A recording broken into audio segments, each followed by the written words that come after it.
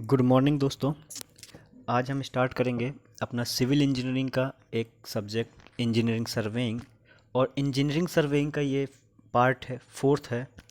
इसके पहले 3 पार्ट कर चुके हैं और ये फोर्थ पार्ट हम स्टार्ट करते हैं जहाँ से हमने थर्ड पार्ट को एंड किया हुआ था। ठीक है, तो ये हमने होमवर्क में क्वेश्चन दिया हुआ था, तो जितने बच्चों को आ गया अच्छी बात है, जिनको नहीं आया है वो समझें यहाँ पर। तो क्वेश्चन पढ़ते हैं यहाँ पर।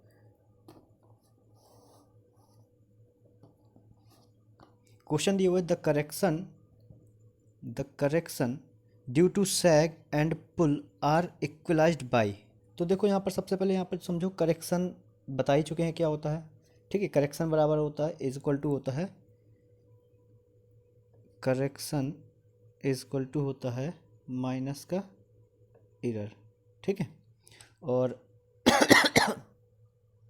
और करेक्शन वगैरह क्या था, तो ये करेक्शन भी बताई जा चुकी थी कि क्या है होता है। ठीक है, करेक्शन इक्वल टू होता है ट्रू वैल्यू माइनस, या इसी को भी लिख सकते हो true value minus measured value. ठीक है, ये करेक्शन कहलाता है। ठीक, तो यहाँ पर बात करनी थी हमको सैग करेक्शन की और पुल करेक्शन की। तो समझते हैं सैग करेक्शन क्या होता है। सैग करेक्शन हमने लास्ट वीडियो पे बता दिया था। सी सैग इक्वल टू होता है W square L cube upon 24 P M square. ठीक है, जहाँ एल होता है वेट ऑफ द चैन पर मीटर। ठीक है, एल होती है length of the tape, P होता है अप्लाइड पुल। ठीक है, अब हम बात करते हैं यहाँ पर कि पुल करेक्शन क्या होता है, क्योंकि हमें यहाँ पर पुल करेक्शन की बात करनी है। तो पुल करेक्शन क्या होता है, पुल करेक्शन जो होता है P M minus P naught L upon A E. ठीक है, क्या होता है ए ई। ठीक, पी एम क्या होता है, ये होता है pull at the time of measurement. ठीक है, और पी नॉट क्या होता है, pull at the time of standardisation of the tape या चैन। ठीक है, length of the chain, A होता है एरिया ऑफ द चैन। जैसे कि कोई चैन बनी होती है तो ये कुछ इतनी थिकनेस की बनी होती है ना, कुछ ऐसे चैन होगी, तो ये डायामीटर लेते हैं। ठीक है, और ये इसकी वैल्यू एम में आती है। ठीक, ई क्या होता है, coefficient of modulus of elasticity. ठीक है, ये क्या होता है, मॉडुलस ऑफ, ये क्या होता है एरिया, और ये ई होता है मॉडुलस ऑफ इलास्टिसिटी। ठीक है, तो यहाँ पर हमने तो हमें जो है यहाँ पर क्या करना है कि आपको पता होना चाहिए जो पुल करेक्शन होता है, सैग करेक्शन होता है वो होता है निगेटिव। ठीक है, और पुल करेक्शन क्या होता है, पॉजिटिव। तो अगर हम इन दोनों करेक्शन को एक साथ अप्लाई कर दें तो क्या हो जाएगा, एक निगेटिव वैल्यू है एक पॉजिटिव वैल्यू है। तो यहाँ पर पूछ रहा है कि the correction due to sag and pulls are equalised by. तो अगर हम इस तरह कर दें कि सी सैग, ऐसे लिखो, सी पुल पॉजिटिव होता है और माइनस सी सैग नेगेटिव होता है। अगर हम इन दोनों को एक साथ इक्वलाइज कर दें तो इसकी वैल्यू क्या आ जाएगी, 0 आ जाएगी। ठीक है, तो इसको अगर हम यहाँ पर पुल या इसको हम भी लिख सकते हैं सी पुल इज इक्वल टू सी सैग। ठीक है, तो ठीक, तो ये जो कंडीशन होती है ये होती है नॉर्मल टेंशन के केस में। क्या होती है, नॉर्मल टेंशन के। तो अगर कोई पूछे कि नॉर्मल टेंशन की कंडीशन क्या है, तो वह कंडीशन होती है जहाँ पर, या वह पुल जो सैग करेक्शन को न्यूट्रलाइज कर दे। ठीक है, तो ये क्या होगा यहाँ पर, इसका आंसर सी सही है। ठीक है, तो यहाँ पर समझो the correction due to sag and pulls are equalised by normal tension. ठीक है, चलिए नेक्स्ट क्वेश्चन में चलते हैं। यहाँ पर कह रहा है क्वेश्चन में कि an invar tape is made up of an alloy of. तो जो थर्ड वीडियो बनाया था उसमें मैंने बताया हुआ था चैन के बारे में। ठीक है, कि 20 मीट्रिक चैन हो गया, रिवेन्यू चैन हो गई, इंजीनियर्स चैन हो गई और गेंटर्स चैन हो गई। अब यहाँ पर हम बात करेंगे टेप के बारे में। किसके बारे में? टेप के बारे में। तो जिसको आता है वो आप आंसर करें और जिसको नहीं आता है वो यहाँ समझे। तो देखो सबसे पहले टेप क्या होता है। टेप होती है आपकी लेंथ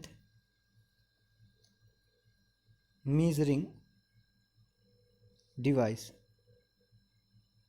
ठीक है। अब हम टेप हो गया। अब हम बात करते हैं टाइप्स ऑफ टेप की। टाइप्स ऑफ टेप, तो टाइप्स ऑफ टेप में हम बात करेंगे तो यहाँ पर पहला होता है आपका लेनिन। ये क्लॉथ टेप होता है जिसको हम बोलते हैं CLO, क्लॉथ टेप, या इसी को हम लोग लिनिन टेप बोल देते हैं। क्या बोलते हैं? LINEN, linen tape. अब देखो यहाँ पर हम पूरा लिखाऊंगा नहीं, मैं सिर्फ समझाता चल रहा हूँ। लेनिन टेप क्या होता है? ये कपड़े का बना होता है। क्या होता है? ये कपड़े का बना होता है और बहुत कम यूज़ किया जाता है इसका, ठीक है। ये क्या होता है? मॉइस्चर से अफेक्ट हो जाएगा, क्योंकि ये कपड़े से बना होता है तो ये बहुत ज़्यादा यूज़फुल नहीं रहता है, ठीक है। बहुत जो भी ज़रा सा भी जो है टेम्परेचर में या एटमॉस्फेयर हमारे जो है एनवायरनमेंट में चेंजेस हो गए हैं या थोड़ा मॉइस्चर आ गया तो उसमें ये अफेक्ट हो जाता है, ठीक है। तो लेंथ अल्टर्ड बाय स्ट्रेचिंग, अगर ज़रा सा खींच दोगे तो लेंथ क्या होगी? अल्टर्ड हो जाएगी, ठीक। तो अब हम बात करते हैं जो दूसरा टेप है। यहाँ इसके बारे में अगर कुछ भी पूछेगा तो बस इसे 2-3 टेप के बारे में पूछेगा जो हमने बता दिया आपको। दूसरा होता है, इसके बाद आया मेटेलिक टेप। मेटेलिक टेप, ठीक है। मेटेलिक टेप को बोलते हैं मीट्रिक वूवेन मेटेलिक टेप। मेटेलिक, इसको इस नाम से भी जानते हैं, मीट्रिक वूवेन मेटेलिक टेप। अब देखो पहले क्या आया था? कपड़े का टेप आया। अब इसके बाद है मेटेलिक। तो मेटेलिक टेप जो होता है वो किससे बना होता है? ये मिलकर के बना होता है ब्रास, कॉपर एंड ब्रोंज, ठीक है। ये तीन मटेरियल से मिलकर के बना होता है। और ये क्या होता है कि क्लॉथ टेप से सुपीरियर होता है, ठीक है, in comparison to cloth tape. तो ये दूसरा टेप हो गया। अब हम पढ़ेंगे थर्ड टाइप का। थर्ड टाइप में क्या आता है? Steel tape. इसके बाद क्या आता है हमारा? Steel tape. स्टील टेप क्या होगा? ये स्टेनलेस स्टील, स्टेनलेस स्टील,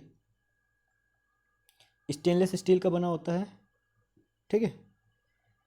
और स्टील हो सकती है इसमें, ठीक है। स्टील का हो सकता है या स्टेनलेस स्टील का होता है। ये क्या होता है? Superior than above two tapes. ये जो ऊपर जो हमने टेप्स बताए हैं इन दोनों से क्या होता है? ये सुपीरियर होता है, बढ़िया होता है, ठीक है। तो सबसे पहले हमने पढ़ा है आपको जो है क्लॉथ टेप या इसको बोलते हैं लिनन टेप। दूसरा होता है मेटेलिक टेप। तीसरा होता है स्टील टेप। अब आते हैं फोर्थ वन, जहाँ से क्वेश्चन बनते हैं। मोस्ट इम्पॉर्टेंट है आपका इनवार टेप, ठीक है। इनवार टेप में जो पूछा जाएगा, यहाँ सबसे पहले पूछा जाता है कि ये इसमें किनके मटेरियल से कॉम्बिनेशन से बनता है। तो यहाँ पर क्या होता है? 36% इसमें 36% निकल होता है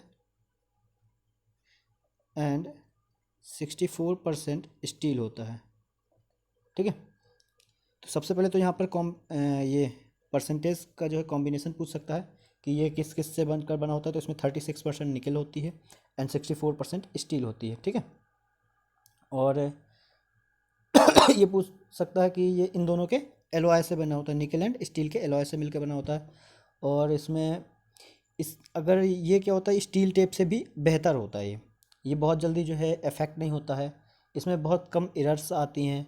और ये मतलब है बहुत ही प्रिसाइज वर्क के लिए यूज़ किया जाता है। कहाँ पर यूज़ किया जाता है? यूज्ड फॉर प्रिसाइज वर्क, ठीक है। जहाँ पर बहुत ही शुद्धता से मापी जानी चाहिए वहाँ पर हम इसका यूज़ कर लेते हैं, ठीक है। यानी कि बहुत ज़्यादा प्रिसाइज या बहुत ज़्यादा एक्यूरेट वैल्यू चाहिए होती है, जहाँ पर मेजरमेंट करना होता है वहाँ पर हम इसका यूज़ कर सकते हैं, ठीक है। अब अगर इससे मैं पूछ सकता आपके थर्मल कॉफिशिएंट क्या होता है इसका, अल्फ़ा, तो थर्मल कॉफिशिएंट होता है 0.122 इंटू 10⁻⁻6 पर डिग्री सेल्सियस, ठीक है। तो इसके बारे में सारी चीज़ें जान ली हमने। तो देखते हैं इसका क्वेश्चन क्या था हमारा।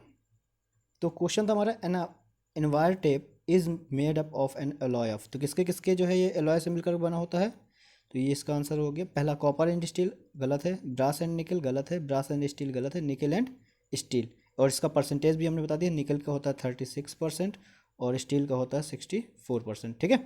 तो यहाँ पर जो ऑप्शन नंबर डी है वो सही होगा, ठीक है। चलते हैं नेक्स्ट क्वेश्चन में, पढ़िए इस क्वेश्चन को।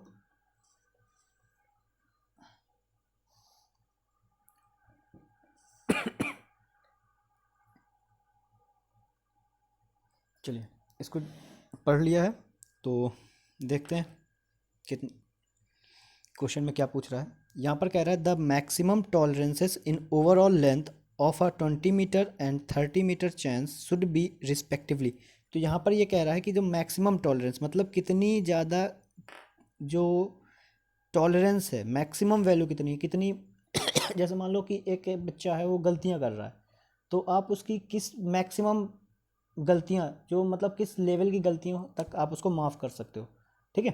तो वही है यहाँ पर कि ये पूछ रहा है कि अगर कोई मीट्रिक चैन है तो उसमें आप 20 मीटर की चैन है और 30 मीटर की चैन है, तो उसमें आप किस लेवल तक यानी कि किस वैल्यू तक आप उसको एलिमिनेट मतलब क्या कर सकते हो, टॉलरेट कर सकते हो, ठीक है, एरर्स अगर आती हैं तो यहाँ पर डायरेक्ट याद रखना है कि 20 मीटर के लिए होता है 5 mm प्लस माइनस और 30 मीटर चैन के लिए होता है 8 mm, ठीक है। तो इसका आंसर सी है, यानी कि 20 मीटर की जो चैन है आपकी वो क्या करेगी 5 मीटर तक प्लस माइनस 5, यानी कि जो मेज़र कर रहे हो वैल्यू, और उसमें अगर 5 mm की प्लस माइनस ये बढ़ोतरी हो जाए या कमी हो जाए, ठीक है, तो उसको टॉलरेट कर दोगे आप, ठीक। और इसी तरह अगर 30 मीटर से चैन से टेप या 30 मीटर की चैन से आप जो है मेज़रमेंट कर रहे हो लेंथ को, तो प्लस माइनस 8 mm तक की जो है एरर्स को क्या कर सकते हो आप, टॉलरेट कर सकते हो, ठीक है। चलते हैं नेक्स्ट क्वेश्चन में। देखो ये क्वेश्चन कितना इम्पोर्टेंट है, आप ये देख लीजिए, जितना बड़ा ये देखने में लग रहा है उतना बड़ा सॉल्यूशन इसका है नहीं, ठीक है। तो क्वेश्चन पढ़ो और जिसको आ जाए वो सॉल्व करे, और जिसको नहीं आता है वो एक बार सिर्फ क्वेश्चन को रीड करे, मैं समझाता हूँ क्वेश्चन को।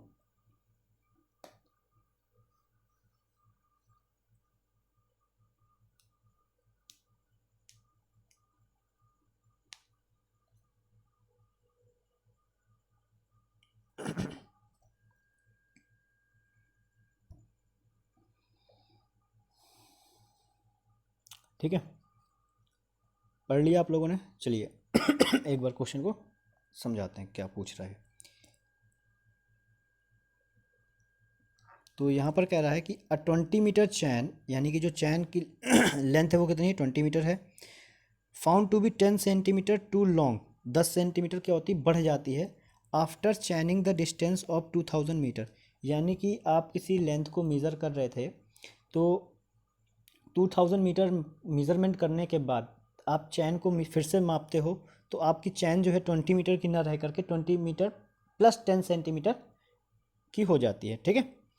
अब यहाँ पर आगे क्या दे रहा है, it was found to be 18 centimetre long at the end of the work, at the end of the work after chaining the total distance of 400 metre. यानी कि पहले आपने 2000 मीटर की जो है मेज़रमेंट की थी, अब इसके बाद फिर से जब 2000 मीटर की मेज़रमेंट करते हो और उसके बाद चैन को मेज़र करते हो, तो आप देखते हो कि वहाँ पर 18 सेंटीमीटर की क्या हो जाती है, इंक्रीमेंट हो जाता है चैन की लेंथ में, ठीक है।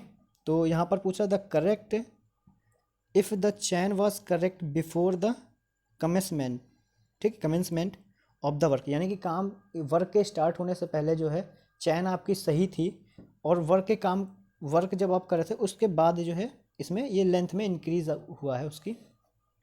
तो समझते हैं कि इसको सॉल्व कैसे करेंगे। तो वही formula, true into true, wrong into wrong, ठीक है। तो true length of the tape, true measured length, इसको टी डैश कर दो, wrong length of the tape, wrong major length of the tape, ठीक है, wrong major length by the tape, जो tape के द्वारा जो गलत मेजरमेंट किया था। तो देखो यहाँ पर सबसे पहले कि आप टेप की लेंथ कितनी लोगे। स्टार्टिंग में तो 20 मीटर थी, बट जब आपने 2000 मीटर की जो है लेंथ को मेज़र किया, उसके बाद आप देख रहे हो उसमें 10 सेंटीमीटर क्या हो गया, इंक्रीज़ हो गया। तो यहाँ पर जो आपकी जो ट्रू लेंथ थी वो तो 20 मीटर थी, ठीक है, और ट्रू लेंथ आपने कितनी मेज़र की उसको नहीं पता हमको कि आपने उसको ट्रू लेंथ कितना मेज़रमेंट किया, क्योंकि आपने जब वर्क को 2000 मीटर को मेज़र करने के बाद टेप को मेज़र किया तो वो 10 सेंटीमीटर बढ़ चुका था, ठीक है।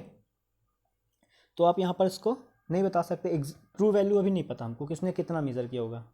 अब यहाँ पर wrong length of the tape कितना है, तो रॉन्ग लेंथ तो 20 मीटर तो था प्लस 10 सेंटीमीटर और था, तो 10 सेंटीमीटर को जब 100 से डिवाइड करोगे तो क्या आएगा 0.1 मीटर, ठीक है। तो यहाँ पर 0.1 मीटर और आ गया, इनटू रॉन्ग लेंथ कितनी है, इसको इरेज कर दिया जाए, यहाँ पर समझाने के लिए सिर्फ किया था, ठीक है। तो रॉन्ग लेंथ कितनी है 2000 मीटर। ये तो हो गया आपका पहला स्टेप, ठीक। तो जब पहले आपने 2000 मीटर को जब मेज़रमेंट किया तो उसमें आपकी एग्जैक्ट ट्रू वैल्यू कितनी आ जाएगी, तो true value of the length is equal to 20.1 into 2000 divide by 20, ये जीरो से एक जीरो कटा, ये आ गया 100, इसकी वैल्यू हो जाएगी 21, 100 में करोगे तो एक ज़ीरो और पीछे लग जाएगा, 2010 मीटर, ठीक है। यानी कि ये जब आपने पहले 2000 मीटर मेज़र किया तो उसमें आपकी वैल्यू कितनी आ गई, इतनी आ गई। जब अगेन फिर क्या कह रहा है ना क्वेश्चन में, तो क्वेश्चन में कह रहा है अगेन क्या हुआ इसने, it was found to be 18 centimetre long, too long at the end of the work after chaining of the total distance of 400 metre. यानी कि टोटल डिस्टेंस आपने कितनी मेजर की थी 400 मीटर, तो अगली कितनी बची हमें मापने के लिए 400 2000 400 कह रहे हैं सॉरी 4000।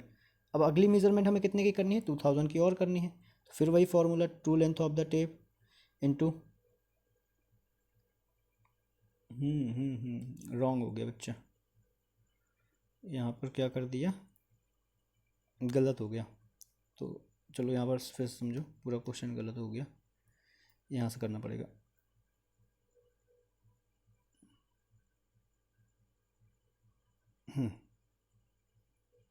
इसको देखो यहाँ पर ये था, इसका कॉन्सेप्ट समझो आप।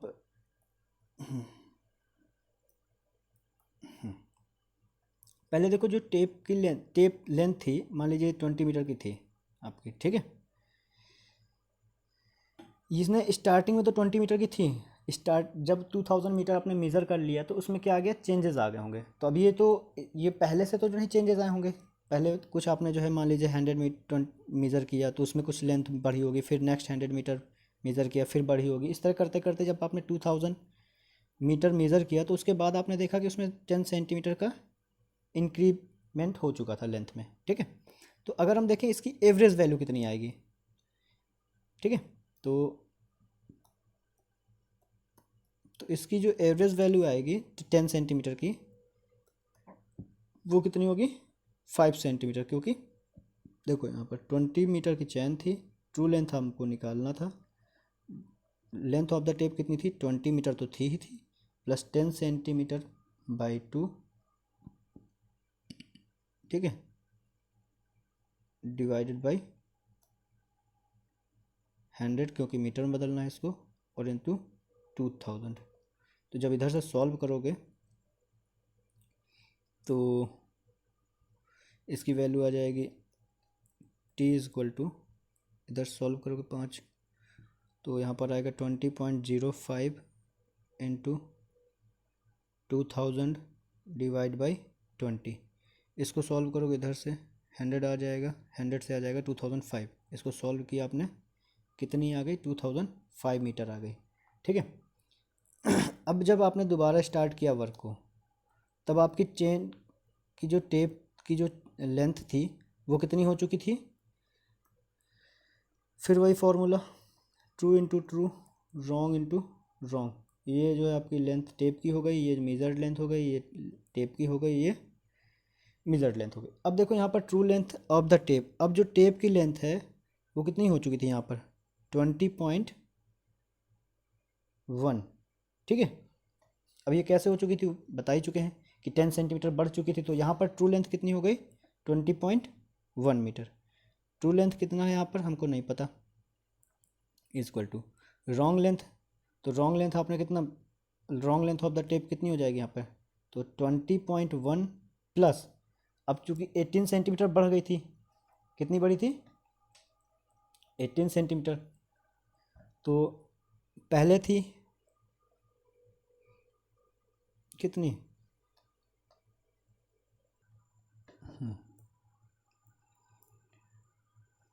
तो हम कहाँ पर थे, यहाँ पर थे। तो यहाँ पर देखो जो ट्रू लेंथ थी वो कितनी थी 20 मीटर की थी, और ट्रू लेंथ हमको निकालना है, ठीक है। रॉन्ग लेंथ कितनी थी, तो पहले तो 20.1 की थी, ठीक है, और फिर क्या हो गई थी लास्ट में जब देखा तो 20.18, यानी कि 18 सेंटीमीटर बढ़ गई थी, तो 18 सेंटीमीटर को हमने मीटर में बदला तो 0.18 आ जाएगा। इसकी एवरेज वैल्यू कितनी आएगी, तो 2 से डिवाइड कर दिया, और कितनी वैल्यू हमने मेज़रमेंट की थी 2000 मीटर, ठीक है। इसको सॉल्व करेंगे तो यहाँ से टी डैश आ जाएगा, इसको सॉल्व करिए तो 18 10 28, 28 यानी कि 20.14 इक्वल टू 2000 डिवाइड बाई 20, यहाँ से आ जाएगा 100, तो ये आ जाएगा 100, तो 100 से हो जाएगा 2014 मीटर, ठीक। और पहले वाली वैल्यू कितनी थी 2004, तो total length of, total true length कितनी हो जाएगी, पहले हम आई थी 2005, कितनी निकली थी 2005, हाँ, तो पहले निकली थी हमारी 2005 प्लस अब कितनी निकली 2014, तो टोटल कितनी आ जाएगी 4019 मीटर, ठीक है। तो यहाँ पर जो इसका आंसर होगा 4019 मीटर होगा, बी ऑप्शन सही होगा। अब देखो जो एक फिर से समझ लो, तो पहले हमने क्या किया था कि ऐसे समझो, पहले पहले हमने true length, true into true wrong into wrong का फॉर्मूला लगाया, पहले फर्स्ट 2000 मीटर के लिए हमने ट्रू लेंथ निकाल ली। तो पहले आपने जो फर्स्ट 2000 मीटर को मेज़र किया था उसमें आपने क्या किया हुआ था कि टेप जो लिया हुआ था वो आपने 20 मीटर का लिया हुआ था, बट जब आपने 2000 मीटर मेज़र कर लिया इसके बाद अपने टेप को मापा तो पता चलता है आपका कि जो है 10 सेंटीमीटर टेप की लेंथ बढ़ चुकी थी, ठीक है। तो यहाँ पर क्या होगा, ट्रू लेंथ तो 20 मीटर थी, रॉन्ग लेंथ कितनी थी कि यहाँ पर 10 सेंटीमीटर बढ़ गई थी, तो 10 सेंटीमीटर बढ़ गई थी तो इसका हम एवरेज ले लेंगे। एवरेज चाहो तो आप यहाँ पर इस तरह भी सीख सकते हो, पहले तो जीरो थी उसमें कोई इंक्रीमेंट नहीं था, काम के बाद कितना बढ़ गया 10 सेंटीमीटर बढ़ गया, तो इसका एवरेज कितना आ गया, इसका एवरेज आ जाएगा 5 सेंटीमीटर, और मीटर में बदलने के लिए 5/100 कर देंगे तो कितना आ जाएगा 0.05, ठीक है। तो यहाँ पर क्या आ गया, टोटल वैल्यू 0.05 आ गई थी। फिर इसके बाद क्या हुआ, तो हमने सॉल्व किया यहाँ से, जो ट्रू लेंथ यहाँ से टी डैश होगा तो ये टी डैश निकला, इसकी वैल्यू कितनी आ गई 2005 मीटर। सेम कॉन्सेप्ट यहाँ पर लगाएंगे, true into true wrong into wrong का। तो ट्रू लेंथ कितनी थी टेप की 20 मीटर की थी, क्योंकि 20 मीटर टेप की जो है हम लेके चले थे 20 मीटर लेंथ का टेप को। और रॉन्ग लेंथ हमें पता था कि पहले हमारी 20 मीटर 10 सेंटीमीटर की थी, फिर इसके बाद वर्क में जब पूरा कंप्लीट किया तो इसके बाद पता चलता है हमको कि 18 मीटर बढ़ चुकी थी, 18 सेंटीमीटर, ठीक है। तो हमने इन दोनों का एवरेज ले लिया, पहले 10 सेंटीमीटर बढ़ी थी फिर 18 सेंटीमीटर फाइनली बढ़ गई थी 4000 मीटर वर्क करने के बाद। तो हमने इन दोनों का एवरेज लिया, एवरेज हम ऊपर बता चुके हैं कैसे लेना, इन दोनों को सॉल्व किया तो यहाँ से वैल्यू आ जाएगी आपकी 2014, क्योंकि यहाँ पर टू डैश की वैल्यू इतनी है। अब टोटल ट्रू लेंथ पहले जो है जहाँ 2000 मीटर किया था वो एक्चुअल में 2005 थी, वो ये वैल्यू 2005 मीटर थी। जब हमने दोबारा मेज़र किया तो उसकी जो ट्रू वैल्यू थी वो 2014 थी, तो ओवरऑल जो टोटल ट्रू वैल्यू आ गई 4019 मीटर आ गई, ठीक है। तो आई होप ये क्वेश्चन समझ में आया होगा, ठीक है। अब चलते हैं नेक्स्ट क्वेश्चन पे, ठीक। तो नेक्स्ट क्वेश्चन में क्या दिया हुआ है, यहाँ पर पूछा हुआ which of the following is not an ideal figure of triangulation survey. ठीक है, तो जिसको आ गया है वो आंसर उसको पता ही चल गया होगा क्या होता है, बट थोड़ा सा इसके बारे में और जान के चलते हैं क्वेश्चन क्या कह रहा है। इसको यहाँ किनारे कर देते हैं हम लोग। ठीक है, यहाँ पर हमने बताया था ट्रायंगुलेशन सर्वे, ट्रायंगुलेशन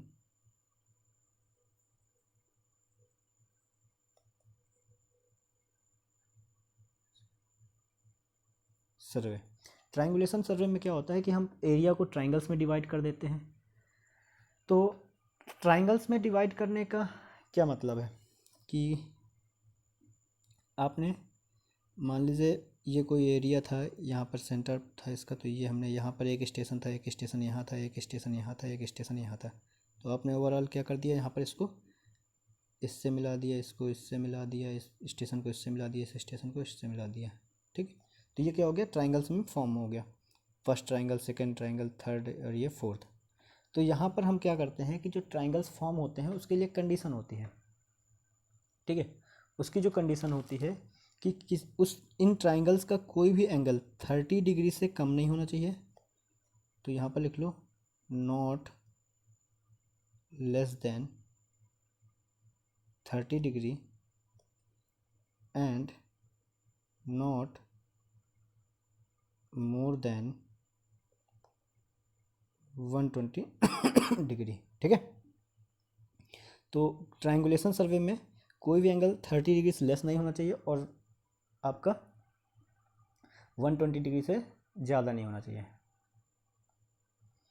तो इसके अकॉर्डिंग हम देखते हैं यहाँ पर क्या आंसर सही है। तो यहाँ पर कह रहा है कि the triangle which one of the angle is 25 degree. ठीक, तो यहाँ पर पूछ रहा था which of the following is not an ideal figure. तो देख लो equilateral triangle of sufficient length. तो इक्विलेटरल ट्रायंगल क्या होता है, ईच एंगल उसका क्या होता है 60 डिग्री का होता है। ठीक है, और ब्रेस्ड इक्विलेटरल विद स्क्वायर्स या रेगुलर पॉलीगन्स, तो यहाँ पर ये जो है नहीं है। यहाँ पर देखिए आप साफ साफ दिया हुआ है कि यहाँ पर ट्राइंगल है जिस एस 25 डिग्री से डिग्री दिया हुआ है। ठीक है, तो ये तो बिल्कुल नहीं होगा, इसलिए ये जो है सही ऑप्शन हो जाएगा आपका, क्योंकि यहाँ पर पूछा था कि ट्रायंगुलेशन सर्वे में फिगर कौन सा गलत है, तो 25 डिग्री का गलत है। यहाँ पर एंगल 30 डिग्री से कम नहीं होना चाहिए। तो नेक्स्ट क्वेश्चन में चलते हैं हम लोग। यहाँ पर देखो क्या क्वेश्चन कह रहा है। क्वेश्चन यहाँ पर कह रहा है normal tension for the tape is defined as the pull. तो अभी हमने पीछे बताया था नॉर्मल टेंशन की कॉन्सेप्ट को, नॉर्मल टेंशन को बता चुके हैं। तो नॉर्मल टेंशन क्या था कि जब वह पुल जो आपके सैग करेक्शन को न्यूट्रलाइज कर दे तो नॉर्मल टेंशन कहलाता है। ठीक, तो ये क्या करता है और ये किसके इक्वल होता है, सैग करेक्शन जो है इक्वल टू पुल करेक्शन। तो पूछ लो normal tension a tape is defined as the pull which applied by an average adult, गलत है। Applied for standardising the tape, ये भी गलत है। Which equalises the effect due to sag, हाँ, यानी कि वह पुल जो सैग के वजह से आने वाले इफेक्ट को इक्वलाइज कर सके। हाँ, तो ये सही है। और फोर्थ वन पढ़ते हैं that equalises the effect due to slope, slope नहीं था, सैग की वजह से जो है होता है। तो यहाँ पर जो सही आंसर होगा वो होगा डी। ठीक है, आ रहा है समझ में। तो इस क्वेश्चन में कुछ ज़्यादा एक्सप्लेन करने के लिए नहीं था, क्योंकि इसके पहले ही पुल नॉर्मल टेंशन के बारे में एक्सप्लेन कर चुके थे। नेक्स्ट क्वेश्चन में चलते हैं।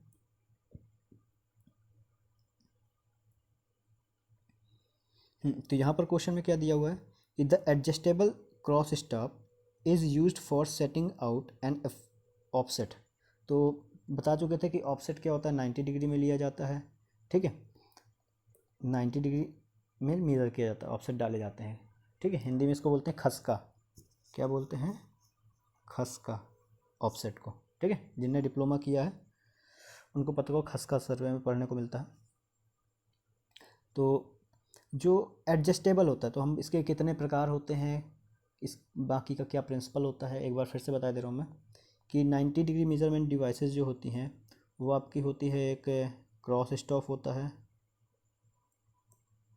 क्रॉस स्टॉप, फिर एक होता है ऑप्टिकल स्क्वायर, एक प्रिज्म स्क्वायर होता है, प्रिज्म स्क्वायर, एक होता है ऑप्टिकल स्क्वायर, ठीक है। ऑप्टिकल स्क्वायर में पूछ लेता है किस प्रिंसिपल पे होता है, तो ये डबल रिफ्लेक्शन पे बेस्ड होता है,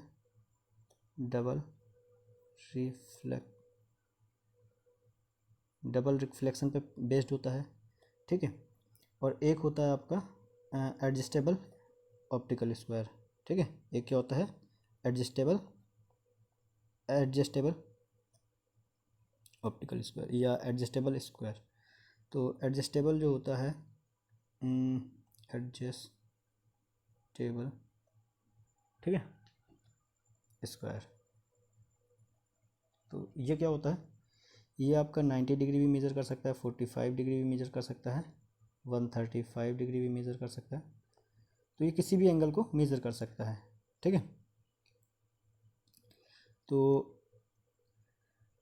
ऑप्शन में देखो क्या दे रहा है कि the adjustable cross staff is use setting out an offset. तो पहला number at any angle, at an angle of 45 degree, हाँ 45 को भी कर सकता है, राइट एंगल 90 डिग्री को भी कर सकता है, at an angle of 60 degree. तो एट एनी एंगल यानी कि किसी भी एंगल को मेज़र कर सकते हो, इसलिए इसका करेक्ट आंसर क्या होगा, ए होगा, ठीक है। अब हम नेक्स्ट क्वेश्चन देखते हैं। नेक्स्ट क्वेश्चन में क्या पूछ रहा है, इस क्वेश्चन को पढ़िए और करिए।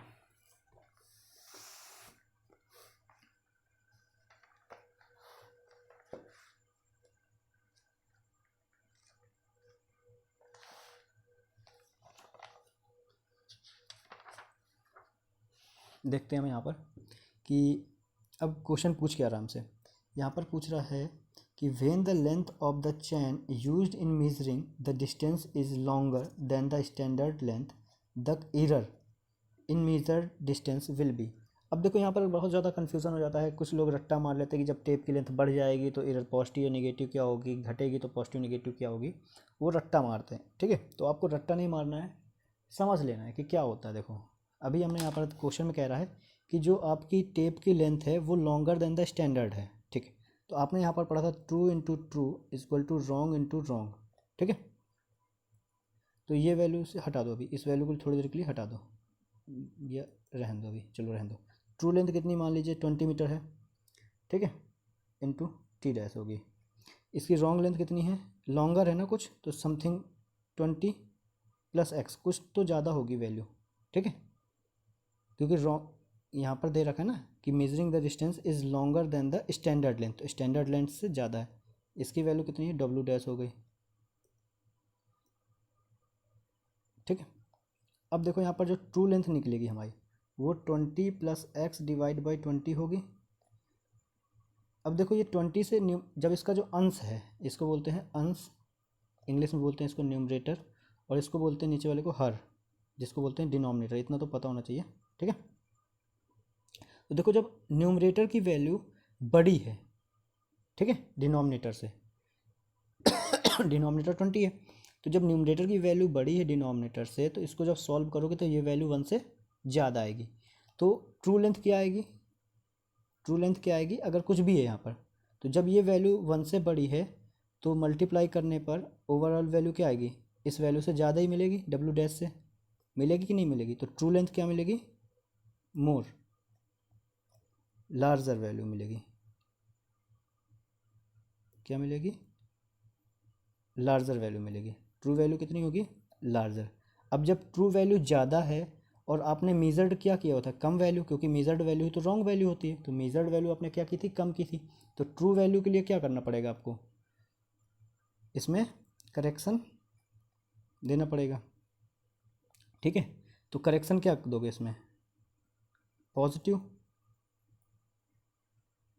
मान लीजिए कि आपने किसी से पैसे लिए, ठीक, वो पैसे लिए आपने 100 रुपये लिए, ठीक है, बट आपको क्या रहा कि जब आपने वापस किए तो उसको किए 90 रुपये, तो 10 रुपीज़ तो हमको और वापस करने पड़ेंगे ना।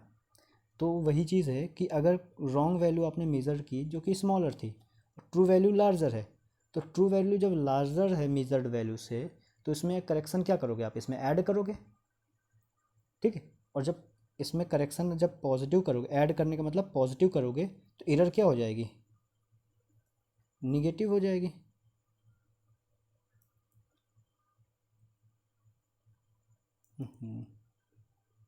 एरर क्या हो जाएगी, निगेटिव हो जाएगी साफ साफ। तो यहाँ से डायरेक्ट इसको समझ सकते हैं, ठीक है। इसको रट्टा नहीं मारना, सीधे सीधे देखो। अगर जो है मेजर्ड वैल्यू आपकी जो टेप की वैल्यू है, the when the length of the chain is measuring the distance is longer, तो जो डिस्टेंस मेजरिंग करने वाली जो आपकी टेप की लेंथ है उसमें कितना है, तो लार्जर है। तो जब लार्जर है तो ट्रू वैल्यू क्या होगी इसकी, ज़्यादा आएगी। जब ट्रू वैल्यू ज़्यादा आएगी तो उसमें हमको क्या करना पड़ेगा, करेक्शन ऐड करना पड़ेगा। जब करेक्शन ऐड करना पड़ेगा तो एरर निगेटिव हो जाएगी।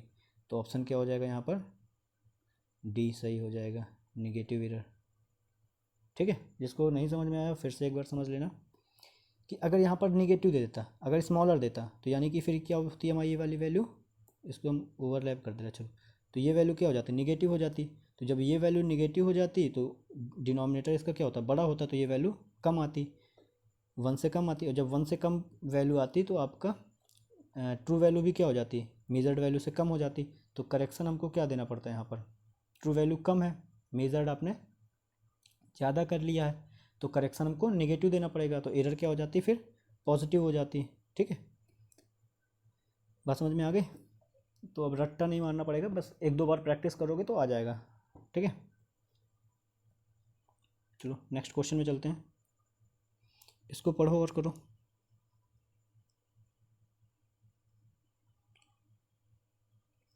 ठीक है, चलो बताते हैं इसको। यहाँ पर कह रहा है चैन सर्वे इज़ वेल अडॉप्टेड फॉर। तो जो चैन सर्वेइंग होती है वो कहाँ पर आप, किस जगह पर आप अडॉप्ट करोगे। तो सबसे पहले आपको चैन सर्वेइंग क्या होती है,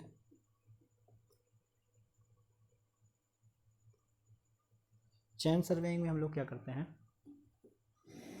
कि ग्राउंड आपका फेयरली लेवल्ड होना चाहिए, आपके ग्राउंड में अंडुलेशंस नहीं होने चाहिए, मतलब उबड़ खाबड़ नहीं होना चाहिए ग्राउंड, और बहुत ज़्यादा डिटेल नहीं सर्वे होना चाहिए, क्योंकि डिटेल सर्वे में आपको बहुत ज़्यादा फिर प्रिसाइजली वर्क करना होता है, जो कि ये चैन सर्वे नहीं करता है, ठीक है। तो यहाँ पर देख लो, chain surveying is well adopted for small area in open grounds, हाँ ठीक है। दूसरा क्या है, large area with simple detail. Large area के लिए नहीं होता, ये स्मॉल एरिया के लिए होता है। Small area with crowded details, जब बहुत ज़्यादा डिटेल्स है उस ग्राउंड में तो आपको चैन सर्वे करने में दिक्कत होगी, तो ये भी नहीं होगा। Large area with difficult details, ये भी गलत हो गया। तो यहाँ पर ऑप्शन नंबर क्या हो गया, ए हो गया। यहाँ पर अगर देता small area with simple detail तो ये हो जाता सही। फिर स्मॉल एरिया विद ऐसे माइल्ड डिटेल्स हो सकती थी उसमें, ठीक है, या मॉडरेट डिटेल हो सकती थी, तो भी सही हो जाता, ठीक। तो यहाँ पर ऑप्शन नंबर ए सही है। नेक्स्ट क्वेश्चन में चलते हैं हम लोग। तो यहाँ पर देखो क्वेश्चन ये बताया हुआ था, इसको पढ़ो। ये कह रहा optical square is based on which of the following principle. तो जिसने कल का प्रिंस देखा है उसको पता होगा, और जिसने अभी देखा है अच्छे से क्वेश्चन पहले क्वेश्चन से करता हुआ चला आ रहा है उसको पता है। अभी हमने बताया था, देखो यहीं पर बताया हुआ था, ये देखो इस क्वेश्चन में हमने कहाँ गया, हाँ देखो इस क्वेश्चन में हमने बताया था कि जो ऑप्टिकल स्क्वायर है किस प्रिंसिपल पे वर्क करता है, डबल रिफ्लेक्शन पे, ठीक है। तो डबल रिफ्रैक्शन, यहाँ पर कंफ्यूज हो जाओगे तो इसलिए ध्यान से पढ़ना, डबल रिफ्रैक्शन नहीं होता, ठीक है। ओनली ये रिफ्रैक्शन में भी नहीं होता, रिफ्लेक्शन होता है, सिंगल रिफ्लेक्शन। यहाँ पर डबल रिफ्लेक्शन पे वर्क करता है। किस पे करता है वर्क, ये डबल रिफ्लेक्शन पे। तो यहाँ पर ऑप्शन नंबर डी सही होगा, ठीक है। क्यों करता है डबल, कैसे करता है डबल रिफ्लेक्शन पे, तो भी समझो कि मान लीजिए यहाँ पर आपकी आई है और यहाँ पर ये है, यहाँ से आई साइड जा रही है आपकी, ठीक है, हरे रंग से बनाओ। यहाँ पर एक मिरर लगा होता है और एक मिरर यहाँ लगा होता है, ठीक है। और जब हम इसको एक्सटेंड करते हैं, इनके एक्सिस को बढ़ाते हैं, तो यहाँ पर जो बनता है एंगल वो बनता है थीटा इक्वल टू 45 डिग्री। तो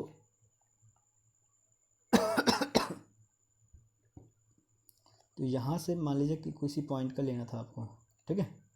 चलो इसको थोड़ा छोटा कर देता हूँ मैं और इसको थोड़ा सा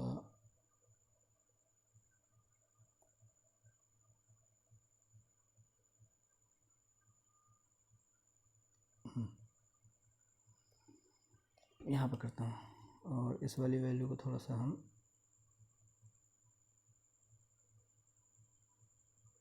इस वैल्यू को मैं इधर कर देता हूँ, हाँ ठीक है। तो यहाँ से क्या होगी, जब आप यहाँ से देखोगे तो यहाँ पे क्या होता है ये, अरे बहुत बड़ा हो गया। यहाँ से इस पॉइंट्स की इसमें मिरर लगा होता है, ये यहाँ पर मिरर होता है। तो यहाँ से लाइन ऑफ साइट क्या होती है, इस पे जाती है, फिर यहाँ से इसमें टकराती है, ठीक है। और ये कुछ ऐसा सेट होता है कि इस जगह पे सेट होता है इस तरह, ठीक है। तो यहाँ पे टकराती है और ये सीधे आपके आँखों में पड़ जाते हैं, ठीक है। तो यहाँ पर बन जाता है 90 डिग्री। तो डबल रिफ्लेक्शन, पहला यहाँ पर गई, फिर यहाँ से रिफ्लेक्ट हुई, फिर यहाँ आपके आँख में आती है, ठीक है। ये होच पोच हो गया फिगर में, पर समझ में आ गया होगा जो हम कह रहे हैं, ठीक है। तो नेक्स्ट क्वेश्चन पढ़ो और करो। नेक्स्ट क्वेश्चन का आंसर बताओ।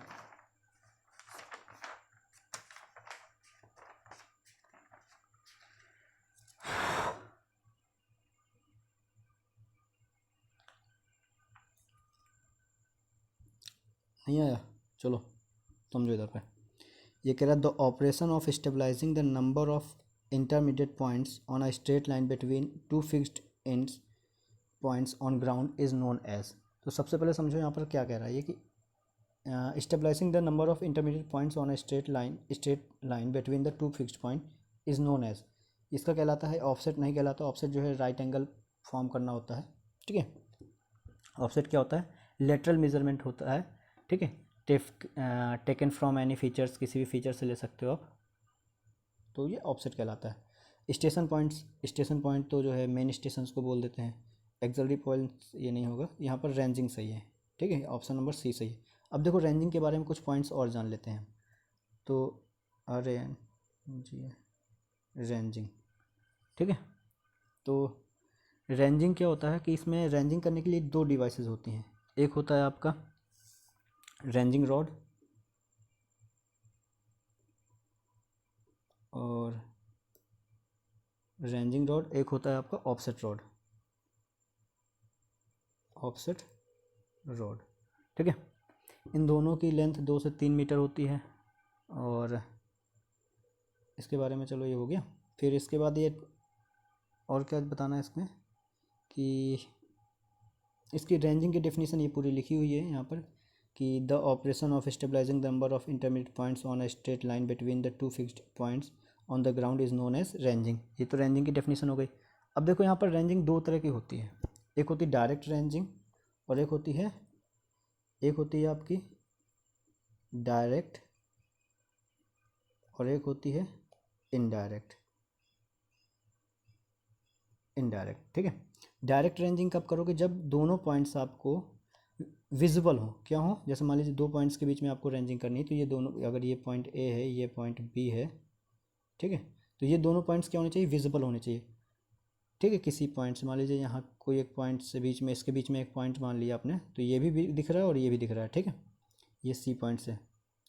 तो यहाँ मान लीजिए दो पॉइंट्स हैं ए और बी। जब ये ऐसा समझो आप, मान लीजिए कुछ ऐसा, तो ये पॉइंट ए है, ये पॉइंट बी है और ये तीसरा पॉइंट सी है। यहाँ से जो ए मान लीजिए दिख रहा है तो बी नहीं दिख रहा है, बी दिख रहा है, अगर सी से बी दिख रहा है तो ए नहीं दिख रहा है, ठीक है। ऐसे तो जब जहाँ पर दो पॉइंट्स नॉट विजिबल हो, ठीक है, तो वहाँ पर इनडायरेक्ट रेंजिंग करते हैं। तो यहाँ पर थोड़ा एक चीज़ लिख लो, ये सुन लो। डायरेक्ट रेंजिंग में दो रेंजिंग रॉड की ज़रूरत पड़ती है। कितनी, सॉरी, 3। एक मान लीजिए, समझो इधर पे, ये ए पॉइंट है, ये बी पॉइंट है और ये सी पॉइंट है। यहाँ पर आपने रेंजिंग लेकर के किस सर्वेयर को खड़ा कर दिया, एक सर्वेयर को यहाँ खड़ा कर दिया और एक को यहाँ पर कर दिया। अब इन तीनों को देखेंगे कि ये तीनों क्या हो, एक सीध में होने चाहिए, स्ट्रेट लाइन पे होना चाहिए, ठीक है। क्यों की जाती है ये भी समझो। मान लीजिए जैसे यहाँ से आपको यहाँ तक कि ए, ये पॉइंट ए है और ये पॉइंट क्या है आपका बी, स्ट्रेट मेज़र करना है। पता चला आपने चैन रखी, क्योंकि यहाँ पर डायरेक्ट मान लीजिए यहाँ पर से 20-25 हाँ 200 मीटर की लेंथ को मेज़र करना है। अब आपने यहाँ पर रेंजिंग, यहाँ पर अपनी चैन रखी और यहाँ पर 20 मीटर तक आपने मेज़र कर लिया, क्योंकि 20 मीटर की चैन यूज़ कर रहे हो, 30 मीटर की यूज़ कर रहे हो, जितनी भी यूज़ कर रहे हो। अब चूँकि यहाँ पर 200 मीटर लिया हो तो हम यहाँ पर 20 मीटर लेंगे, थोड़ा समझने में आसानी हो जाएगी। तो पहली चैन आपने यहाँ रखी, फिर 20 मीटर की चैन आगे रखी, फिर 20 मीटर की चैन रखी, फिर यहाँ रखी, फिर रखते रखते यहाँ तक पहुँचे। तो ज़रूरी नहीं कि पहली बार आपने जो चैन रखी वो यहाँ से है, समझे। पहली बार रखी आपने बिल्कुल यहाँ रखी होगी, दूसरी बार में पता चला आपने हल्की टेढ़ी कर दी, फिर तीसरी बार में आपने सीधी रख ली, हल्की टेढ़ी करते चले गए। तो कैसे पता चलेगा कि आप बिल्कुल सीधे में नाप रहे हो? इसके लिए क्या करते हैं हम कि जब हम 20 मीटर की चैन रखते हैं तो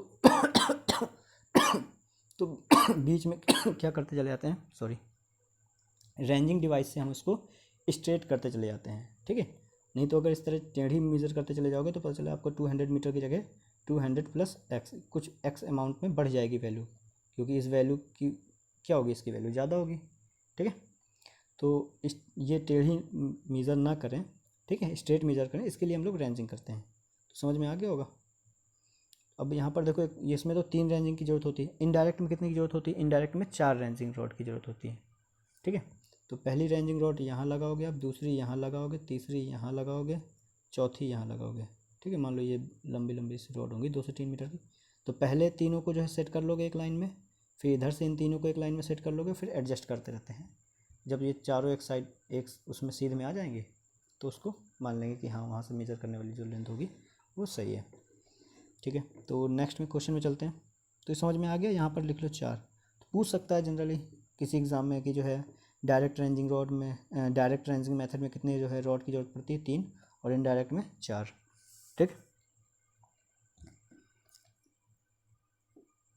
नेक्स्ट क्वेश्चन में क्या दे रहा है, क्वेश्चन कह रहा है when the two station for which ranging is to be sorry हाँ समझो, यहाँ पर व्हेन टू स्टेशंस फॉर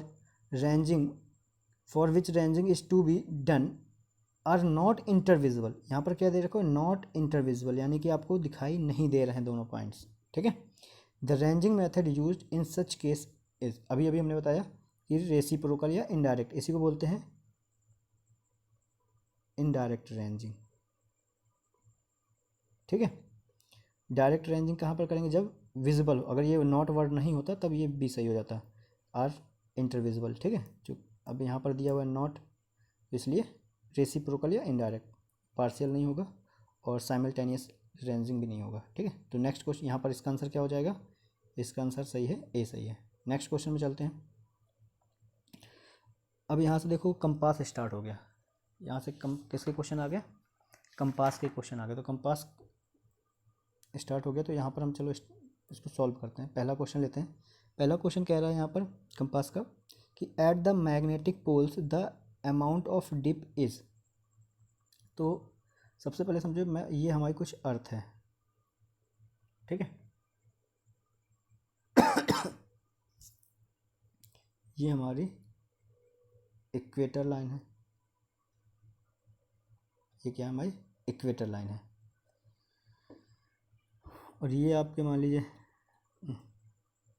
ये आपका नॉर्थ पोल है, ये आपका नीचे वाला साउथ पोल है, ठीक।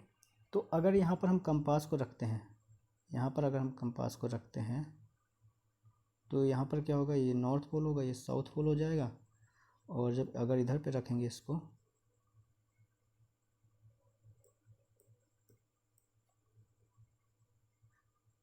तो ये नॉर्थ वाला है तो ये साउथ आ जाएगा, ये नॉर्थ हो जाएगा, ठीक है। क्योंकि अपोजिट क्या होते हैं, पोल्स एक दूसरे को अट्रैक्ट करते हैं। और जब हम यहाँ पर रखेंगे, बीच में रखेंगे, तो ये कुछ इस तरह से बनता है, ये नॉर्थ ये साउथ, ठीक है। तो आपसे पूछ सकता है कि एंगल ऑफ डिप तो एंगल ऑफ डिप क्या होता है कि आपका नॉर्थ पोल ये कंपास से कितने डिग्री का एंगल बना रहा है, तो यहाँ पर the magnetic poles the amount of dip, तो जो पोल्स मैग्नेटिक पोल्स हैं जो नॉर्थ और साउथ पे, तो कितने डिग्री का एंगल बनाएगा, ये 90 डिग्री का बनाएगा। पोल्स में 90 डिग्री का एंगल बनाता है, ठीक है। और इक्वेटर्स में 0 डिग्री का, और एक्सेप्ट इक्वेटर एंड पोल्स, तो जो एंगल ऑफ डिप होगा वो 0 to 90 होगा, बिटवीन 0 to 90 डिग्री, ठीक है। तो इसका आंसर क्या हो जाएगा, बी हो जाएगा, ठीक। नेक्स्ट चलते हैं क्वेश्चन में। ये क्वेश्चन कैसे यहाँ पर आ गया, ये लैटिट्यूड डिपार्चर का, चलो ठीक है, देखो करो, समझते हैं इसको, भाई हो जा। तो यहाँ पर कह रहा है the latitude and the departure of a line A B is +78 metre and -45.1 metre respectively the whole circle bearing of line A B.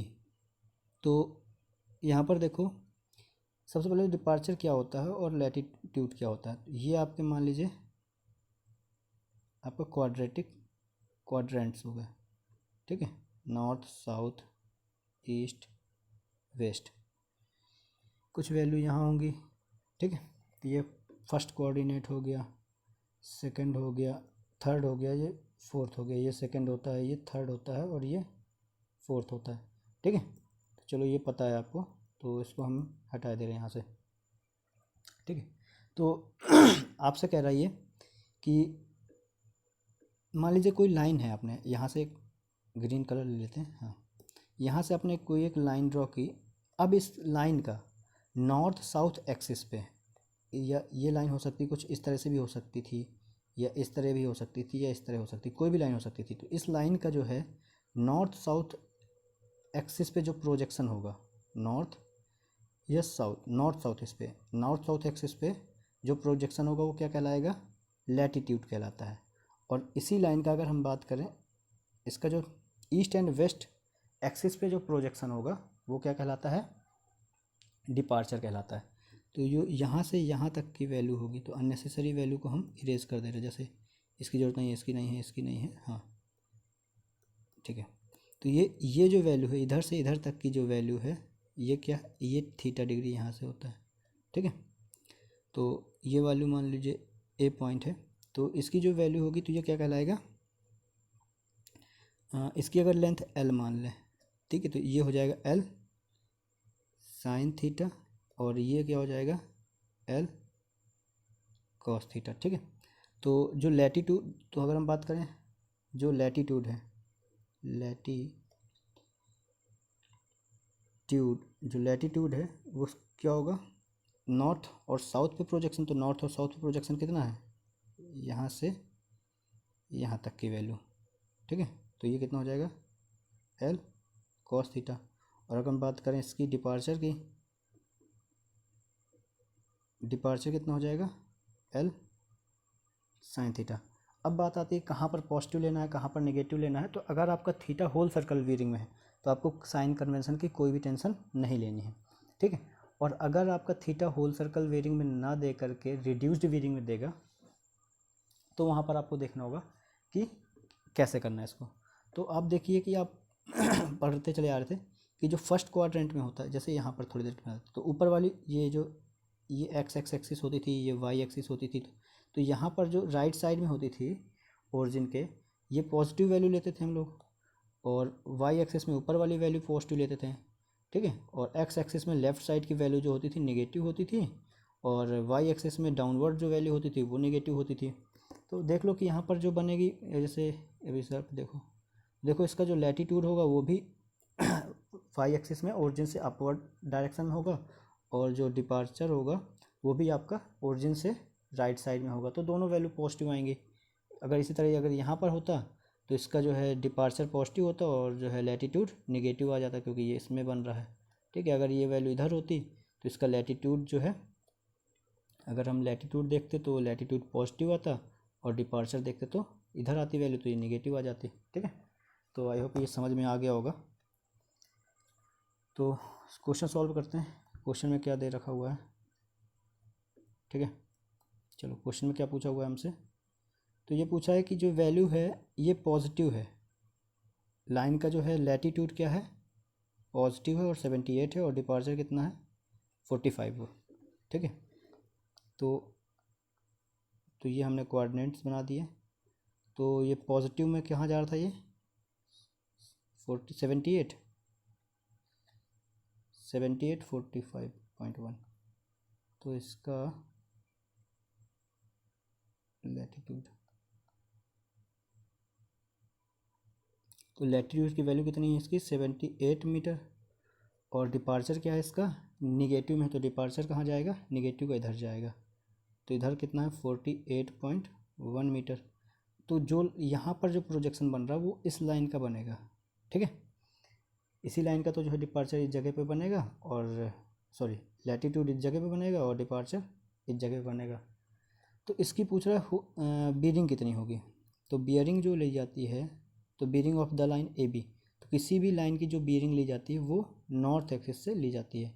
जो होल सर्कल बीयरिंग लोगे आप वो नॉर्थ एक्सिस से लोगे, नॉर्थ साउथ नॉर्थ एक्सिस से north से लोगे, और जब रिड्यूस बीयरिंग होती है वो नॉर्थ साउथ ईस्ट से ली जा सकती है। ठीक है, ईस्ट वेस्ट डायरेक्शन में ली जा सकती है, ईस्ट में जा सकते हो वेस्ट में जा सकते हो।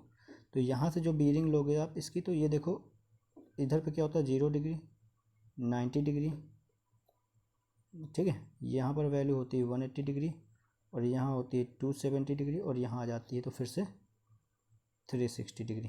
तो देखो ये किसके किसके बीच में 270 और 360 के बीच में आ रही है ये जो लाइन है, तो ये किसकी वैल्यू कितनी होगी 270 और 360 के बीच में। देख लो कोई वैल्यू दी हुई है, एक ही दी होगी, देखो 30 डिग्री नहीं होगा, 150 नहीं होगा, 210 नहीं होगा, क्योंकि 270 से तो ज़्यादा वैल्यू आ रही है, तो 330 हो जाएगा। तो ऑप्शन नंबर यहाँ पर क्या हो जाएगा, डी सही होगा। क्या सही होगा, डी। ठीक है, आ रहा समझ में ना।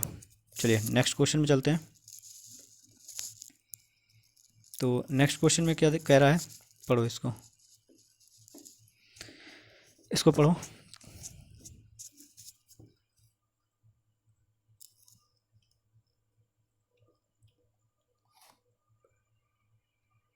ठीक है, जिसको आ गया वो क्वेश्चन करे, और जिसको नहीं आया वो समझे यहाँ पर। तो इधर देखो क्या कह रहा है, convert the following reduce bearing to whole circle bearing south 28 degree 14 minutes east.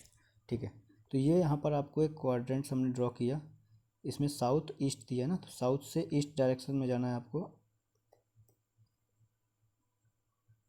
ठीक है, कितना जाना है 28 डिग्री 14 मिनट्स साउथ से ईस्ट। तो यहाँ नॉर्थ होता है, यहाँ साउथ होता है, यहाँ ईस्ट होता है, यहाँ वेस्ट होता है, और यहाँ से जो बीयरिंग दी हुई है रिड्यूस बीयरिंग वो दी है 28 डिग्री 14 मिनट।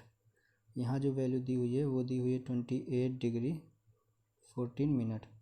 ठीक है, अब यहाँ पर देखो जो रिड्यूस बीयरिंग होती है नॉर्थ साउथ से ली जाती है।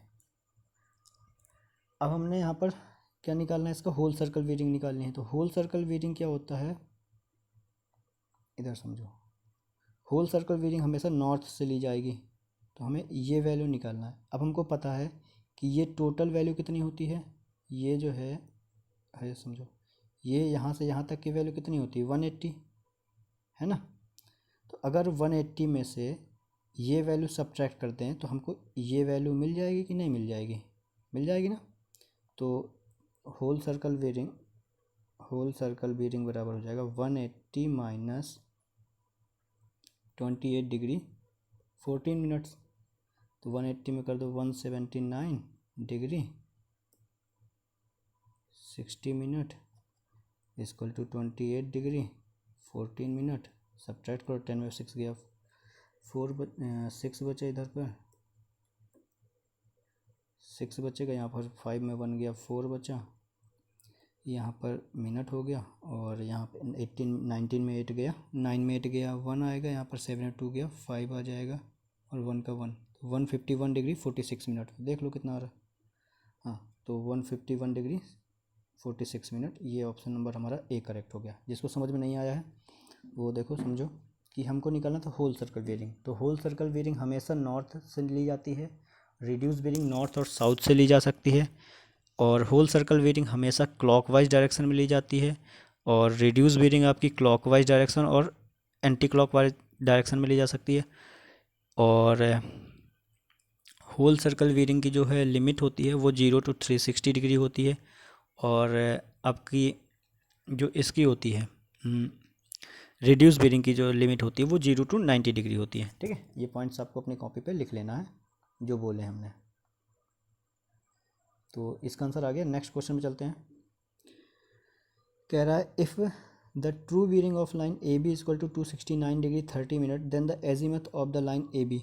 तो बहुत से बच्चों को कन्फ्यूज़न रहता है, जो ट्रू बीयरिंग होती है वही एजीमथ ही कहलाती है। ट्रू बीयरिंग इज ऑल्सो, यहाँ पर एक लाइन लिख दे रहे हैं हम, true bearing BRIN, true bearing is also known as azimuth.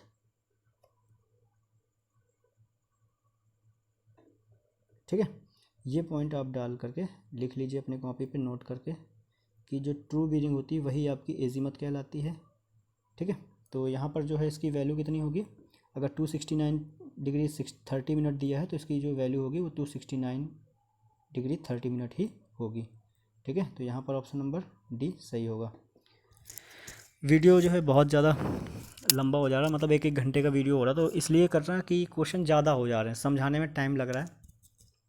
ठीक है, तो क्वेश्चन 1 घंटे का वीडियो रहेगा। अब जो भी वीडियो आएंगे सारे 1-1 घंटे के रहेंगे, ताकि जो है जल्दी से जल्दी ये सब्जेक्ट कवर कर सकें। ठीक है, अभी क्वेश्चन देख लीजिए, बहुत सारे लगे हुए हैं, 82 क्वेश्चन हैं अभी, जबकि पूरे नहीं हुए हैं। ठीक है, एक क्वेश्चन और देख लेते हैं, लास्ट वाला। चलिए यहाँ पर समझो, चलो ये क्वेश्चन कर लेते हैं, इसके बाद फिर जो है बंद करते हैं क्लास को। ठीक है, तो क्वेश्चन ये वाला पढ़ते हैं। यहाँ पर कह रहा है if 4 bearing of line is this assuming there is no local attraction the back bearing of the line will B.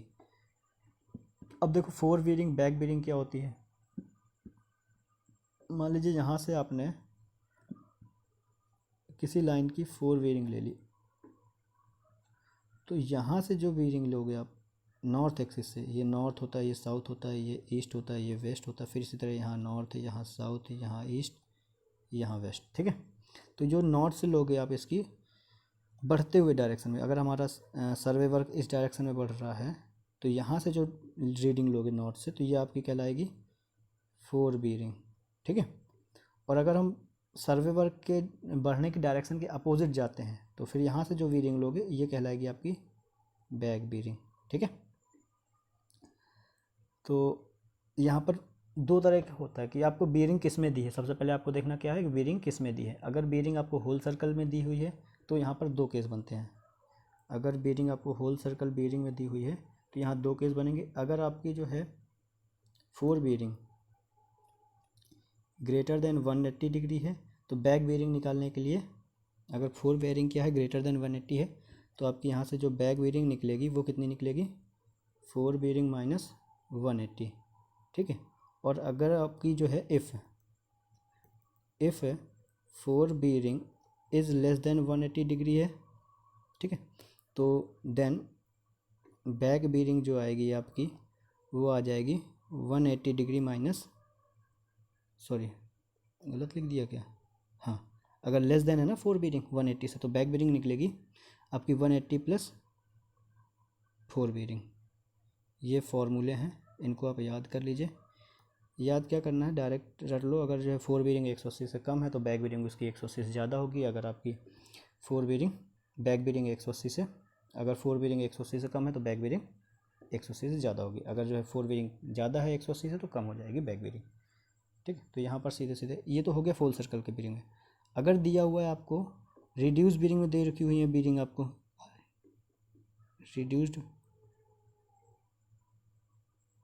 Reduce bearing में दे रखी हुई, तो आपको 2 काम करना है। नॉर्थ और साउथ से ली होगी रिड्यूस बीयरिंग, तो इसको इंटरचेंज करना है। नॉर्थ को कर देना है साउथ और साउथ को कर देना है नॉर्थ। और जो दूसरी तरफ की डायरेक्शन होगी ईस्ट और वेस्ट, क्या होगी, जो ईस्ट और वेस्ट होगी तो ईस्ट वेस्ट को कर देना है आपको ईस्ट सॉरी यहाँ हमने ईस्ट लिख दिया, ईस्ट को कर देना है वेस्ट और वेस्ट को कर देना है ईस्ट, ठीक है। तो यहाँ पर देखो क्या दे रखा हुआ है, यहाँ पर दे रखा हुआ है आपको if the four being offline, तो ये समझ में आ गया ना। तो यहाँ पर हम सॉल्व करते हैं क्वेश्चन। फोर बीइंग आपको दे रखी हुई है S4952 साउथ 49°52' ईस्ट। पूछा क्या हमसे, अगर वहाँ पर कोई लोकल अट्रैक्शन नहीं है तो बैक बीरिंग बताओ। तो बैक बीरिंग बराबर क्या हो जाएगी आपकी, किस में दी हुई है ये आपको, रिड्यूस बीरिंग में दी रखी हुई। तो साउथ को क्या कर देना है हमको, नॉर्थ, 49° को 49°, 52 मिनट को 52 मिनट, और ईस्ट की जगह कर देंगे हम वेस्ट।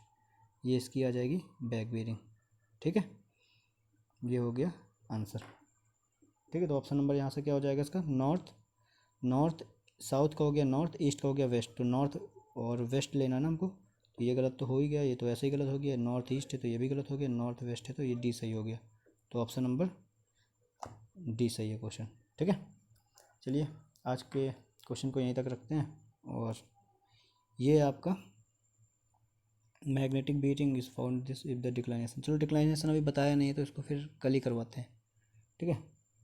और ठीक है चलो, इसको एक काम करो, इसको होमवर्क में ले लो आप। अगर आता है तो कमेंट बॉक्स में कमेंट कर दीजिएगा, और अगर नहीं आता तो कल से हम यहीं से क्वेश्चन नंबर 58 से ही स्टार्ट करेंगे। और अगर वीडियो अच्छा लगा तो लाइक करिए, चैनल को सब्सक्राइब करिए और दोस्तों के साथ शेयर करिए, ठीक है।